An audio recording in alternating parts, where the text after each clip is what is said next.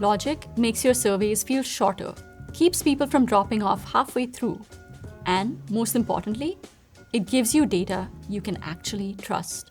Logic helps you keep your respondents engaged, reduce friction and survey fatigue, collect deeper, cleaner insights, and improves completion rates. In the next few minutes, I'll show you exactly where these tools live and how they work. But more importantly, I'll show you how real teams are actually using them to get the answers they need. First up is skip logic. This is how you build a smooth, personalized path so respondents only see what matters to them and you don't end up with a mountain of irrelevant data. Here, we're building an event feedback survey. Page 1 asks, "Did you attend the event?" If they say no, we don't want to ask them questions about keynote speakers, so let's set up the question skip logic to send people to different pages of the survey based on how they answer. First, click on the question, then select logic from the options panel. If they answer yes, we'll send them to page 2 so we can learn more about their experience at the event. If they answer no, we'll send them to page 3 to tell us why they couldn't make it. But if attendees finish page 2, they naturally go to page 3, which doesn't apply to them. To fix this, click page 2, open logic, select page skip logic or advanced branching, then choose page 4 and click save. Just like that, you've cleared the path. That's the core of skip logic, keeping it relevant. If you want your survey to feel less like a form and more like an actual conversation, changing based on who's answering and what they say, that's where advanced branching comes in. Say you're asking for a customer satisfaction rating. If someone is thrilled, you want to know why. If they're frustrated, you really want to know why. But those are two very different conversations. With advanced branching, you can route different customers to the right follow-up questions based on their satisfaction level. To set this up, head over to Logic, select Advanced Branching, and click on New Rule. Every rule here is basically just a simple conversation. You've got a condition, the if or what the respondent answered, and an action, the then or what should happen next. Let's set this first one up. If they say they're somewhat or very dissatisfied, then we send them to page 2. That's where we ask questions about what went wrong so you can actually fix it.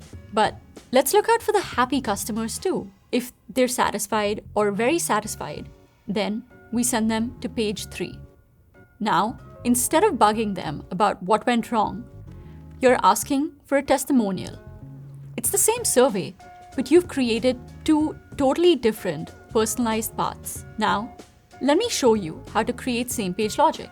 Think about it. In a real conversation, you don't wait for someone to hit a next button before you react to what they said. With this feature, the moment they pick an answer, the follow-up question just appears. No reloading, no waiting, no friction. To do this, in Advanced Branching, click Choose Action and set your action to Show Question. It keeps the flow fast and natural. It's a small change that makes a huge difference in how human the experience feels. Logic doesn't have to stop when the questions do.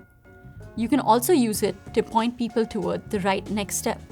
Inside Advanced Branching, you'll see an option called Redirect to URL. This lets you decide exactly where someone goes after they hit submit. Maybe your happy customers get sent to a leave a review page, while someone who had a rough experience gets sent to a direct customer support link. Redirects are triggered only when the survey ends, so your logic stays clean and predictable. It's an easy way to personalize the end of your survey and connect respondents to exactly what's next. Now, let's talk about something we've all dealt with before: noise in your data.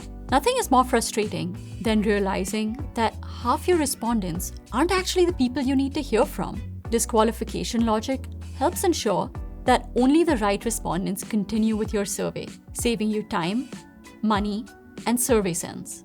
Let's take the survey for Viverly. They only want to hear from recent customers. So we start with a simple screening question.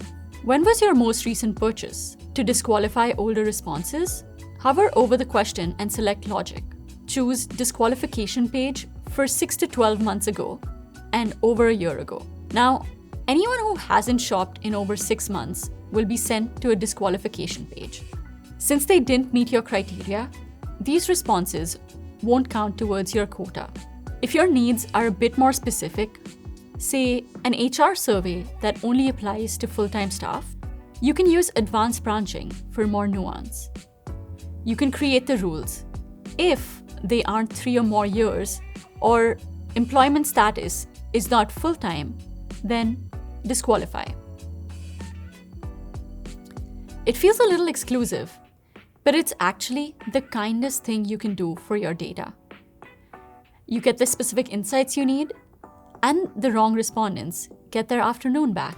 I know I keep saying that logic makes your surveys feel more like a conversation, but piping is the feature that actually proves it. In a real conversation, if I ask you what your favorite food is, and you say tacos, I'm not immediately going to ask, so how was the meal? I'm going to ask, how were the tacos? It shows I'm actually listening. And piping does exactly that. It takes a respondent's answer and carries it forward into the next question. Let's say you're asking, what session did you attend? For this to work, make the question required and add a page break right after it. On the next page, type out your full question. How would you rate the content quality of? Then hit Insert Text From and select Previous Question and choose the session question. Now, respondents will see a question tailored exactly to them. It's the difference between a survey that feels generic and one that actually feels like a follow-up. Next up is randomization. Randomization reduces order bias by changing the order of pages, options, or entire blocks in your survey. Let's say you're testing 3 different advertisements. I want respondents to view each ad and answer feedback questions. We'll do this using blocks. Think of a block as a little container. We're now going to put each ad and its specific questions into their own container or block, so they stay together when we start randomizing. Once you've built your pages, head over to Logic and select Block Randomization. Click New Block and create a block for Ad 1, Ad 2, and Ad 3. Now that I have 3 blocks, I can randomize their order. To do this, go to Add Block Logic and choose to randomize across multiple blocks. It's the best way to make sure that your winner won because it was the best ad, not because it was the first one that someone saw. And that's how you can use logic to make your surveys smarter, more dynamic, and more human. When you personalize the questions, cut out the noise, and keep things moving, you're showing your respondents that you care about their experience. And when they feel that, they give you better data. Everyone wins. If you want to dive deeper, be sure to explore the description for extra resources, including our Logic webpage and a link to start using SurveyMonkey for free.